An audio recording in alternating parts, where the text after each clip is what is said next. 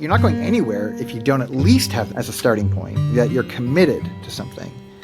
But don't expect that commitment to get you where you really want to go. A lot of people say they want to change. They don't like the way their life is going, but they would unconsciously prefer to keep things the way they are, to stay off the hook, to not be responsible. Once you know where you're at, you'll know what the right next thing is to do.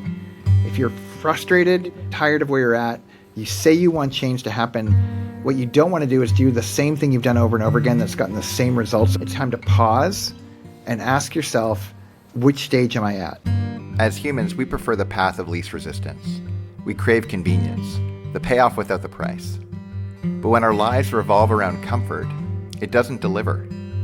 Living in perpetual comfort leaves us weak and asleep. This podcast is an invitation to flip that script, to choose the unlikely path, to get the life you really want through voluntary discomfort. This is Strong and Awake. I'm Dane Sanders. We all want change, and yet, why is it that so few of us actually are able to navigate that change, to actually transform? We have a go at it every year, at least. And why do some people succeed and some people don't, Dane? Well, before we even get into the real reason, let's be real about something. A lot of people say they want to change, and they really don't. They really don't. They don't like the way their life is going, but they would unconsciously prefer to keep things the way they are. They get to stay off the hook. They get to not be responsible. And today's episode has nothing to do with those people. If you're listening and you're actually wanting the status quo, this is a great time to move on to Joe Rogan or somewhere else. Like, go someplace else. But today, we're actually talking to the people who are serious, and they're frustrated as hell. They're frustrated because they have, with great sincere intent, tried so many times to make a massive move in their life, and they haven't gotten the results they're looking for. They're exhausted, they're frustrated, they're tempted to believe change really isn't possible and to get cynical about it. And if you're in that spot and you're listening in, today's conversation, you can't unhear it, because once you hear it, it will be pervasive. It will come up in your mind over and over again. You're putting yourself on the hook just by understanding the framework that helps solve where you're at in the change process, because it turns out that change isn't just binary. It is binary. You're either doing or not doing a thing. But to get to that tipping point, that turn, there are stages. And once you understand these stages, there's no going back. I think that is so important. And so why don't we jump into it for those people that really, really do want change, or maybe are like, I want to change. Yeah. Where do we start? Yeah. Well, it's important to recognize that the moment you have an intention, you have a desire for something to go do it, and you actually don't just have it in your head, but you're willing to kind of connect the dots between the idea you have in your mind of, I want something new, and I'm doing something. This doing something could be a declaration. The doing something could be signing up for something. The doing something could be turning to, like, writing it on a piece of paper and scrunching it up and stuffing it in your pocket. The point is simply that there's some connectivity between the desire you have in your heart and mind and some activity with your physical body. And I think this is a critical, necessary first step that most people think is the whole process. Like, that's it. And it's tragic because it's closer to like a rocket launching. The rocket launching gets it off the ground, but it's not getting to space. Like, you jettison those fuel tanks very quickly because gravity's too heavy.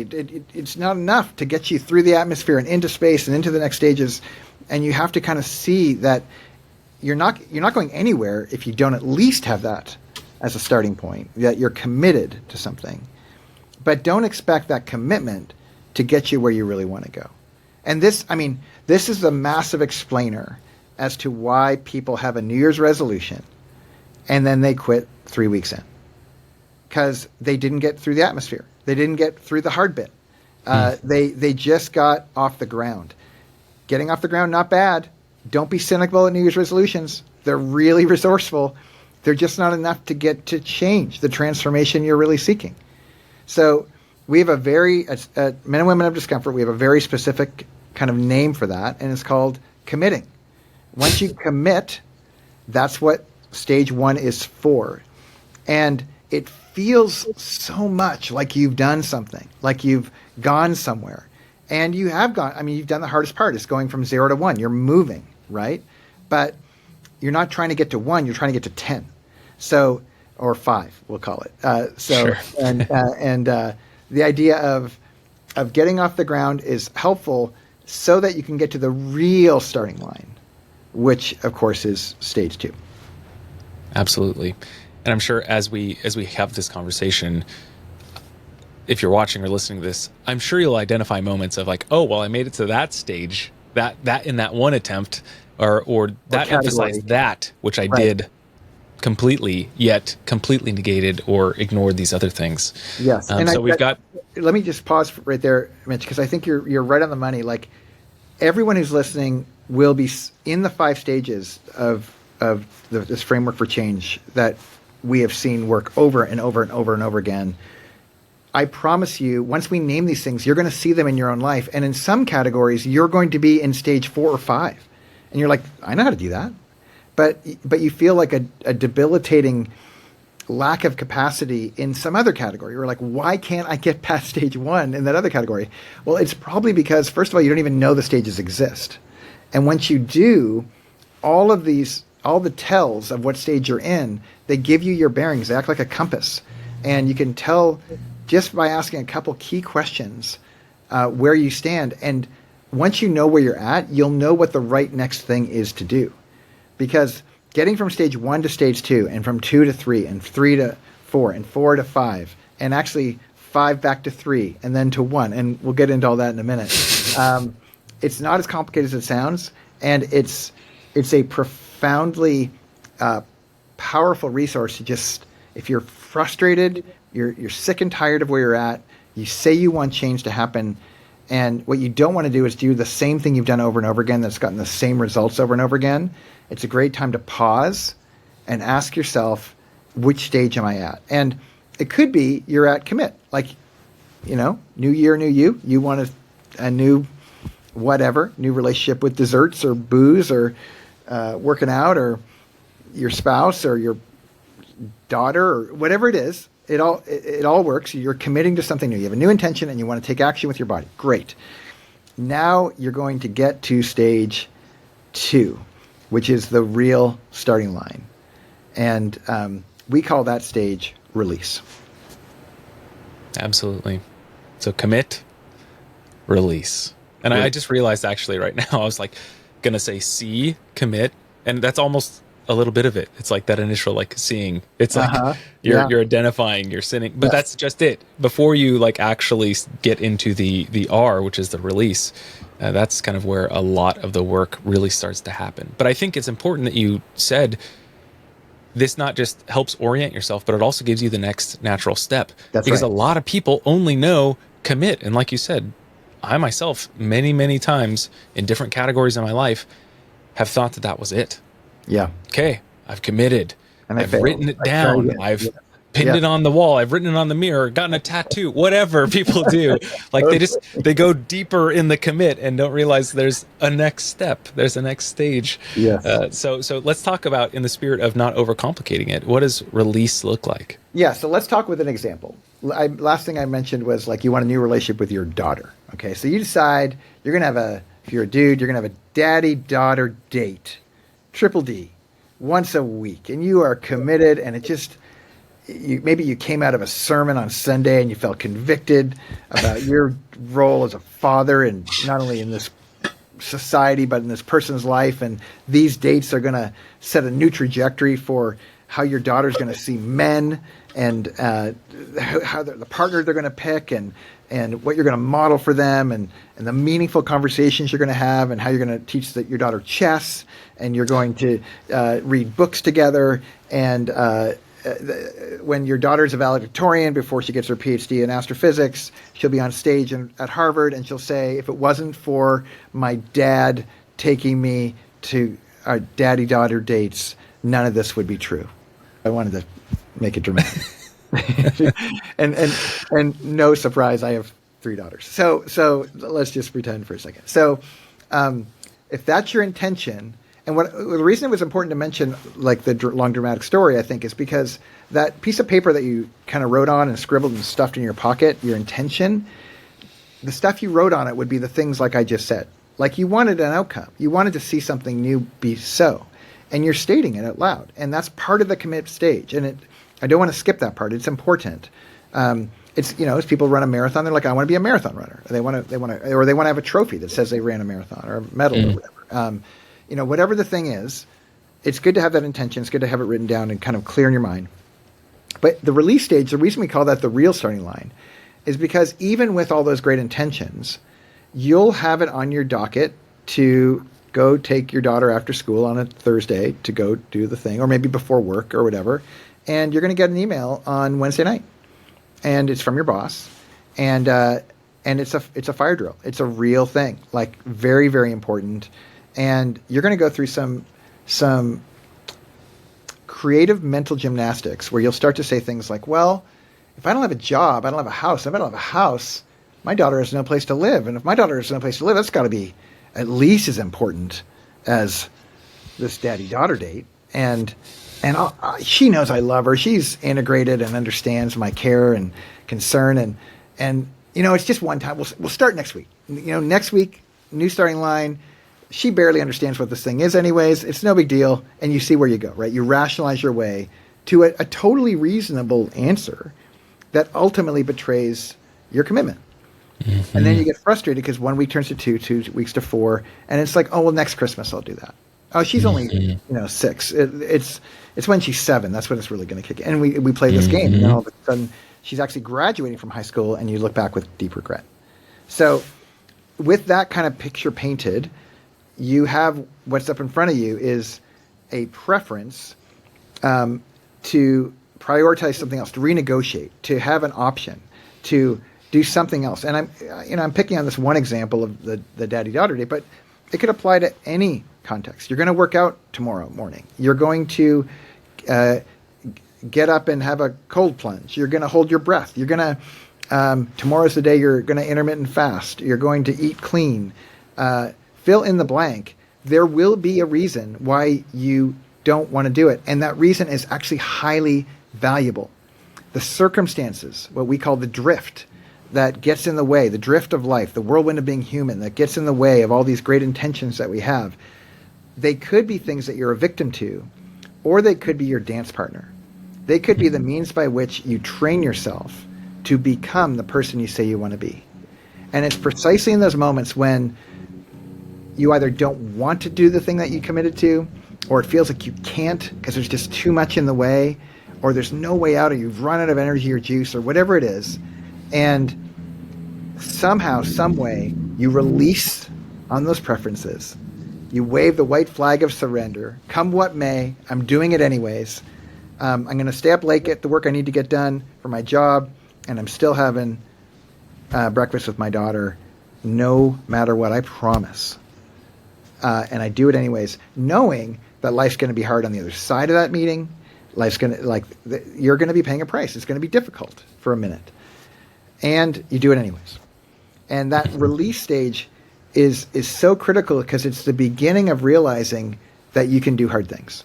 To internalizing, to experience, to tell your body what to do as opposed to your body or circumstances telling you what to do. And you start taking more executive functioning, a more kind of higher order role. You're the boss. This is your life. You got one shot at this thing. And if you say this is highest and best, then it's highest and best. And it becomes the kind of the germ that is going to grow from a habit into a routine and ultimately to what we call at Men and Women of Discomfort, a practice. And you build a life practice one little piece at a time, James Clear's one atomic habit at a time, and you start building a life. And a life that is you can depend on, and it's structured, and it holds ground when ground feels to be shaking underneath your feet. And stage 2 isn't the whole thing.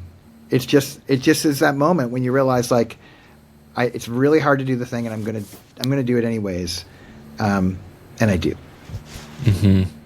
And a great kind of thing to help you get your bearings, to feel and identify what stage you're at, is to listen to those moments and of those mental gymnastics, to be aware of that negotiation that you're doing with yourself. Then you're like, okay, I'm at this stage. I made it. It's an opportunity. I'm in stage 2. Yeah. Because you actually can't become the person you say you want to become without going through stage 2. It is critical. It is necessary. You're like, I can't overstate. Some people, they go, oh gosh, I'm just checking the box. I'm just doing the thing. What's the point? I'm on a personal improvement plan at work, but I haven't missed a date with my daughter in 4 months. Well, yeah, that's where you're at. And by the way, you're on the cusp of a third stage. And the third stage is actually where all the gold is, all of the gold. And so much of this entire frame is, how do you get to stage 3 and how do you keep coming back to stage 3? And that notion, and we'll talk about stage 3 in a second, but I just don't want to skip none of these.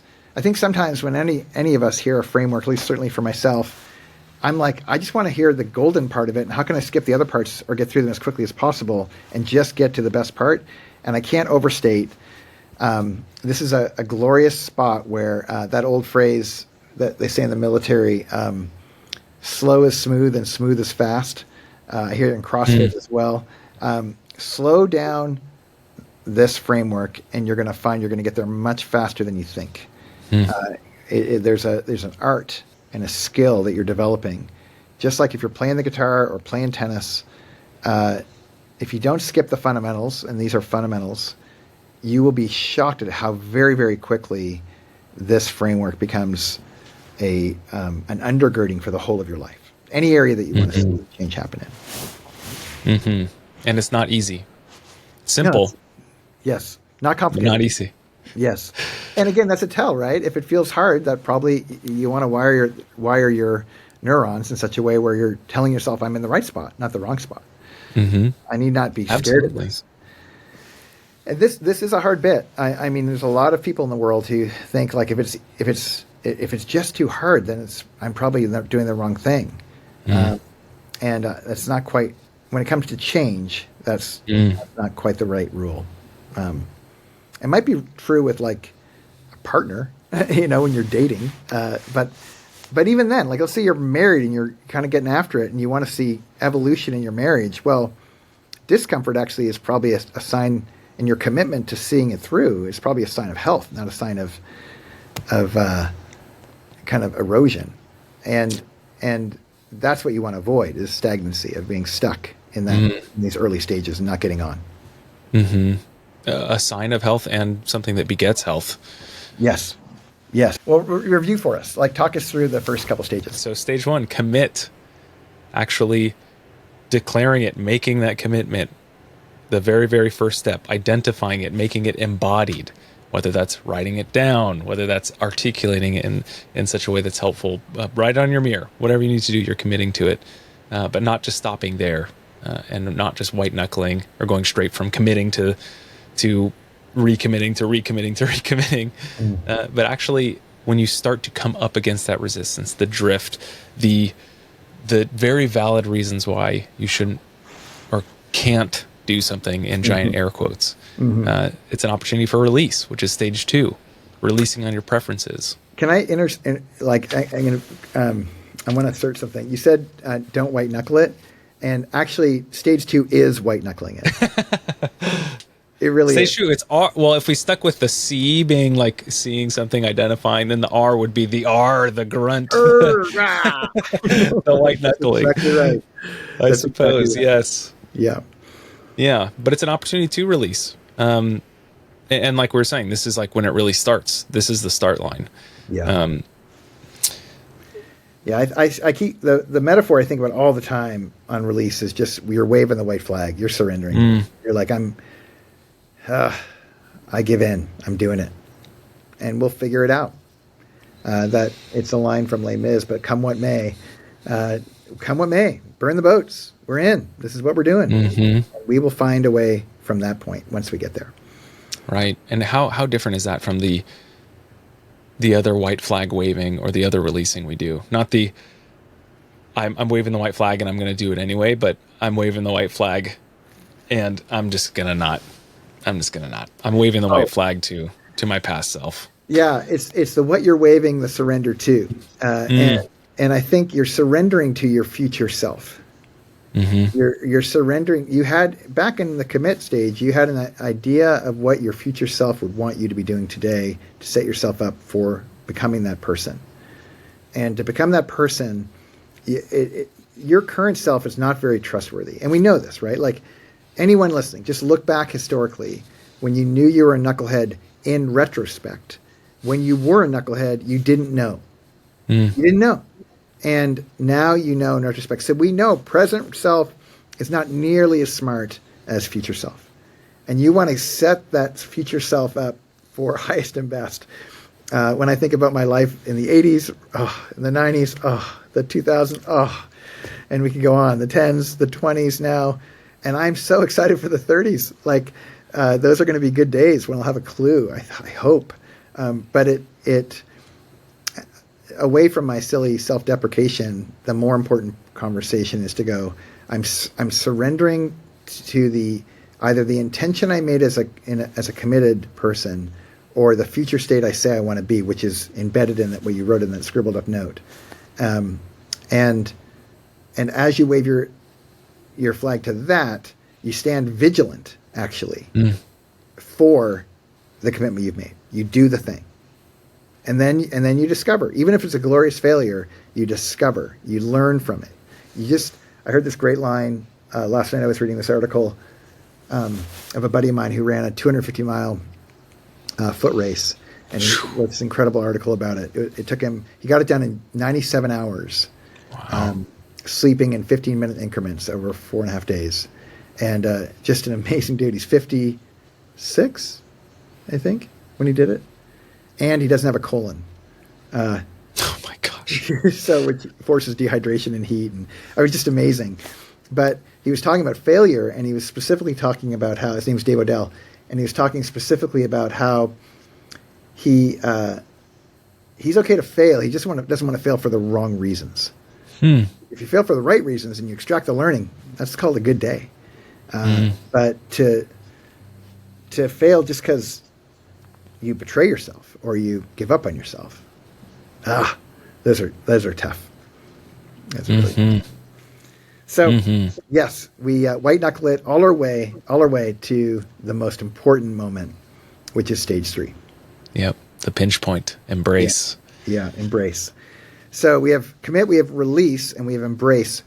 And the pinch point, the reason Mitch says that is embrace, picture like hugging, the act of hugging. You're creating compression, right?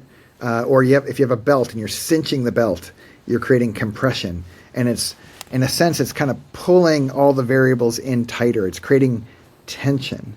And that tension or compression is exactly what is required for the transformation, for the change to happen. You've done all of this labor to get to this moment where when the compression happens, that's when you're actually becoming someone new. You're not just doing a new thing. You've actually been doing the same thing up in stage 2 when you were releasing. But now, instead of just like checking the box or doing the thing because you said you were going to do and honoring your future self and not betraying yourself, now you've actually kind of forgotten all that and you're exclusively focused on the task at hand, and you are giving it the biggest compression hug you possibly can bear. In our world, and I've heard it described in other places, I think Brene Brown talks about this idea, but I know she didn't invent it. It's been talked about in a lot of different places, but we hug the cactus. We hug the cactus, which sounds so counterintuitive, and if it was stage 1, we would never do it. But we've been warming our way up to this, right? We committed. We wrote it down. We told somebody. We put ourselves on the hook somehow. We got into it. We didn't want to do it anymore. We did it anyways. We did it anyways, and we did it anyways, and we did it anyways, and we finally got tired of doing it anyways and decided, well, what if we just did it? What if we were wholehearted? What if we gave ourselves hook, line, and sinker to this thing, and even if it kills us, I'm in. I'm just going to hug this thing for all it's worth and see if it doesn't create something new. Because it's so weird. There's a sense in which for you to become a new self, your old self does have to die. It has to die. It's a story as old as time.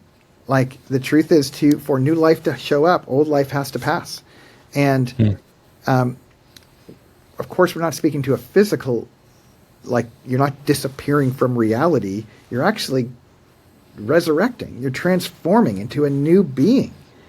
And it can't happen without wholeheartedness. It can't happen without embrace of the thing.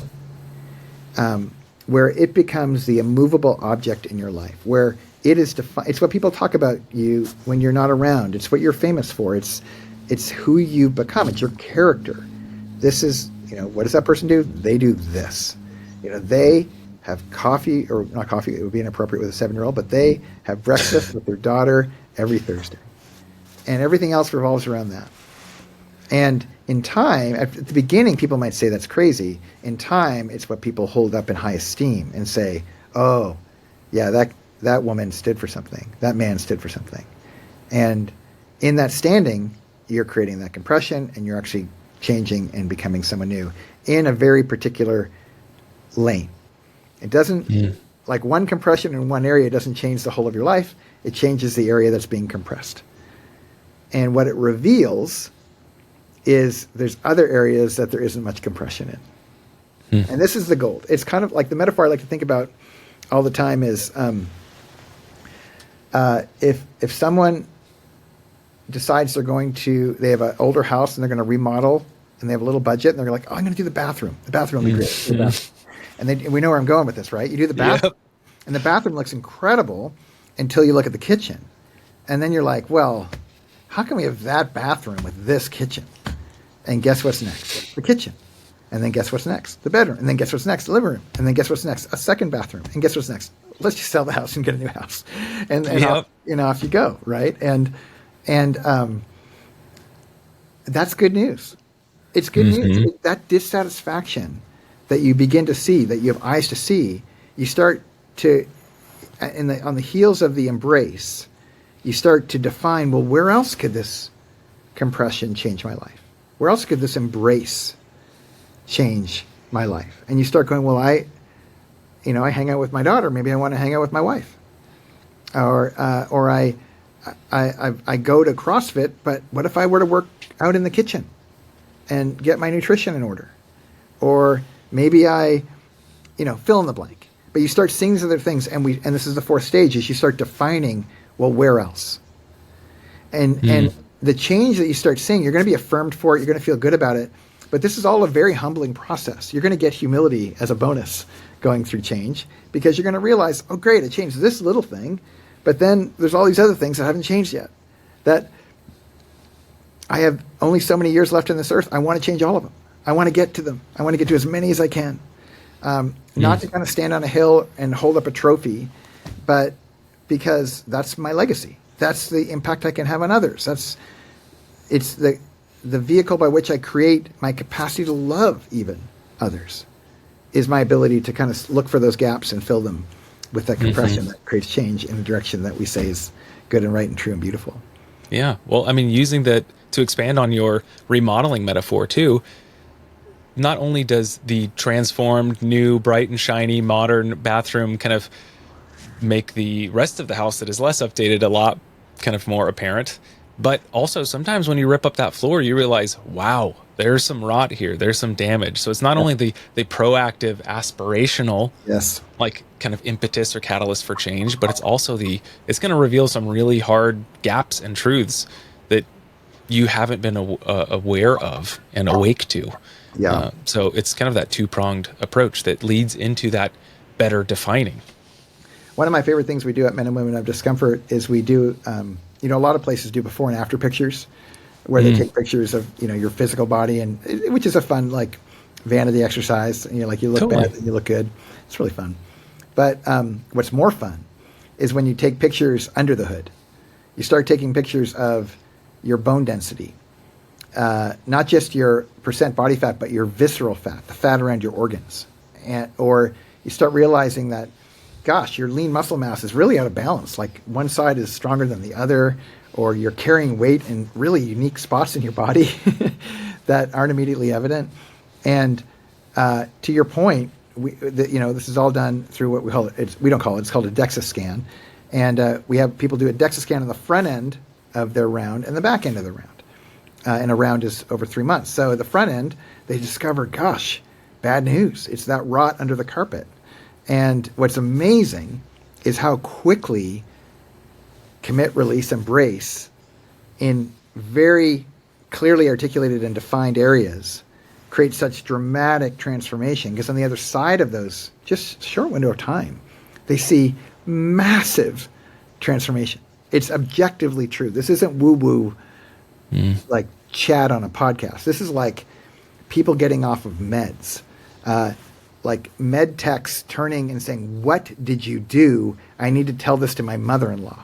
Like these people who are, or rather, I want to do it. Or people saying like, oh, because of the visceral fat that's decreased from a 3 to a 0.5 on your chart, you might gain another decade of life because now your organs are going to be less fatigued by all of the kind of effort it has to to work its efforts. It has to carry that load of fat around it, and that's probably going to increase if you're not doing some kind of intervention like you clearly have done. And wow. And oh, by the way, you don't need to be on hypertension medication anymore because your blood pressure is low. And it's these kinds of impact where people go, well, this isn't just a fun little challenge. This is actually opening up things. And you also find out at the end of 90 days, like there's still room. There's lots of places to improve and to grow while you can. Bone density is one of my favorite ones to talk about, especially for women, because all the data around the erosion of bone density over time, it leads to such dramatically bad outcomes. People, a lot of women and men too, but a lot of women don't die because they go to the doctor and get bad news. They fall and they break their hip and they have a stroke.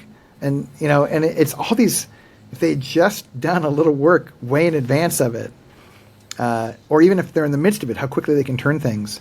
It's amazing the impact. So long-winded set of examples to say, like, looking under the rug to see what the state of the wood is a great starting point, and it's also a great, on the heels of these interventions, to look and say, where am I at now, current reality, and how can that set a new trajectory, the things I want to define moving forward. Yeah, so what does the second half, if we're to divide this into two sections, kind of segmented or bifurcated by embrace, like what's the first step of defining, which is the next stage? Like, how do we begin to do that? Yeah, so we have commit, we have release, we have embrace. You guys can hear it spelling some kind of magical word, but commit, release, embrace, define. For me, the exercise is really one of just auditing your life, surveying your life across the board. The foundations of things like sleep, like if you think of Maslow's hierarchy of needs, like just the physicality of life, sleep, hydration, food, like the quality of what you're eating, when you're eating it, what kind of strain are you putting on your body? Is it all aerobic? Is it all strength conditioning? Is there any mobility and stability work being done in your anaerobic work? Is it just sprints, or is there any kind of that mid-range effort to really get your heart going in a kind of a sustained way? All these efforts are foundational, but then you can go further. What about your relationship with money, debt, savings, giving, investing? What about relationships, like toxic relationships in your life? Are you surveying what ought not be there anymore? And what about if they were removed? What kind of space would that create for more life-giving relationships that you'd want to install? Maybe you have a faith tradition that used to be really important to you, but it's not very well practiced lately. And you know that this would be one of the most life-giving things that you could give to yourself, not just for this life, but forever, depending on your tradition and beliefs and reality, that it's worth paying attention to. You could go even further to, family relationships, romantic relationships, friends, just freedoms. Yeah, like in every area, the teams you work with. Like, so it's just an audit. You just look comprehensively across your life, and you start to ask yourself, and I love to do this 4 times a year, every quarter, what's current reality in all these areas, and we do this every round with MWOD. And then of course the natural next step is it's kind of another version of commit, but you own it. You already know the drill of how this works. You commit to it. You own it. And in the owning, it zaps you right to, in some cases, you know how to get to the embrace right away, but in most cases, you get to commit again, and then you go through the hard bit where you don't want to do it and you do it anyways, and you get back to the embrace. And this cycle of commit, release, embrace, define, own, embrace, commit, release, embrace, define, own, commit, release, embrace, and so on. It becomes an infinity loop. We like to think of it as a hourglass. So if you picture an hourglass with 5 points on it, 1, 2, 3, 4, 5, the compression's in the middle, and just turn it on its side, and it's an infinity loop. And this is why this framework for change is a never-ending exercise in transformation.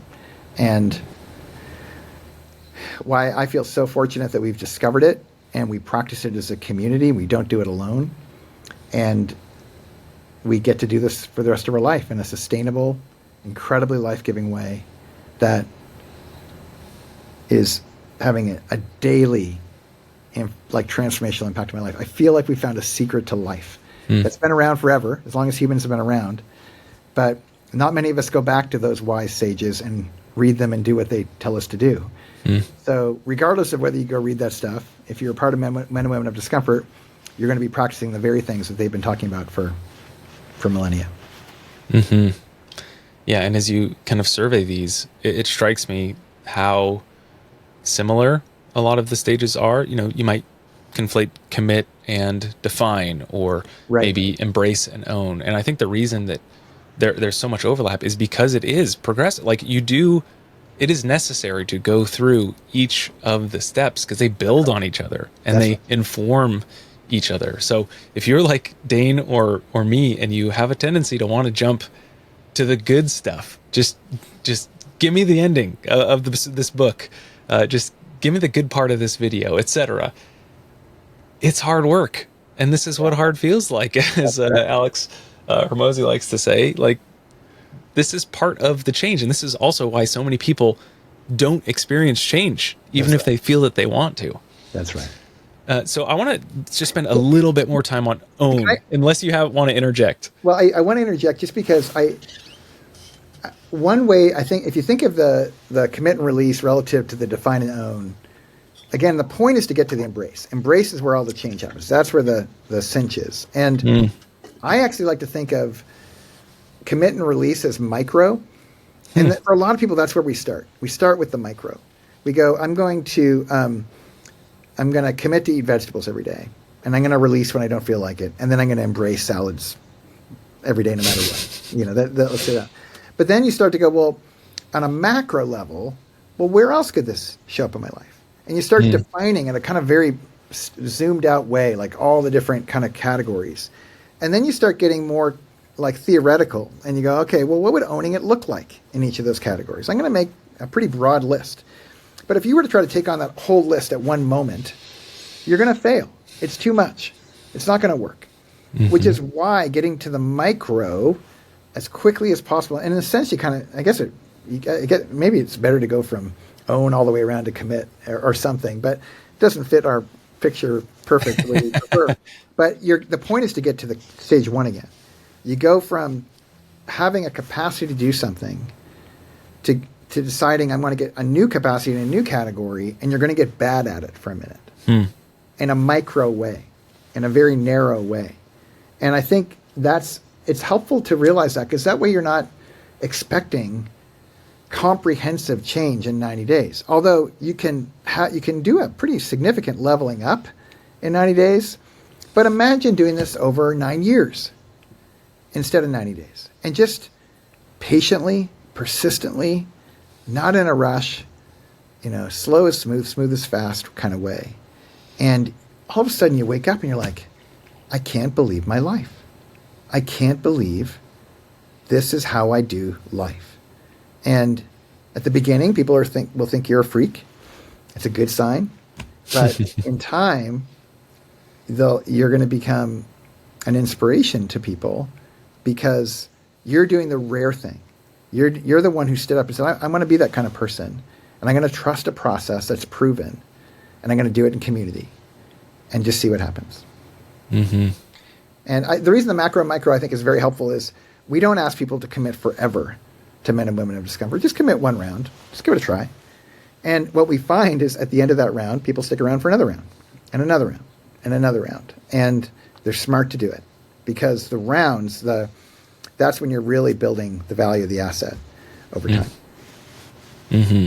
Yeah, and it's that infinity loop. Yes. There's even more, not just depth, but breadth that you can cover from subsequent rounds and really leaning into this. Yeah. Yeah, I think when we post this, we need to make sure to show the CREDO compass or the hourglass. Yeah. I think that will be helpful. Like it's one of the reasons why I like keeping an hourglass around so many places in my life. Go like, where am I again? And maybe that would be a helpful thing to chat about very quickly. Like, yeah, if you find yourself with a great idea to go do something and you haven't done it yet, you're probably at commit or maybe define. Who knows? And if you find you're in the middle of something that you say you want to do and you don't want to do it, I guarantee you're in release. If you're in those magical moments where you lose all sense of time and space because you're just committing to the thing wholehearted, there's nothing else going on in the whole world, it's flow state, that's embrace. That's what that looks like. And when you start expanding your vision of like, well, gosh, I'm going to start building a list that I could start knocking out over the course of months and years. That's define. And then owning is getting concrete material around how you want to build those places out. Mm-hmm. And the cool thing is, the more reps you do, the better you start to kind of rewrite those moments. The more tools that you have to negotiate with when you're in those moments of release. You've got evidence and proof that you can do this, whether in other categories or this one itself. That's right. So it's so important. Are there any other things that you want to leave our viewers and listeners with as they start to kind of audit their life and kind of take a step back and help orient themselves with this kind of CREDO compass?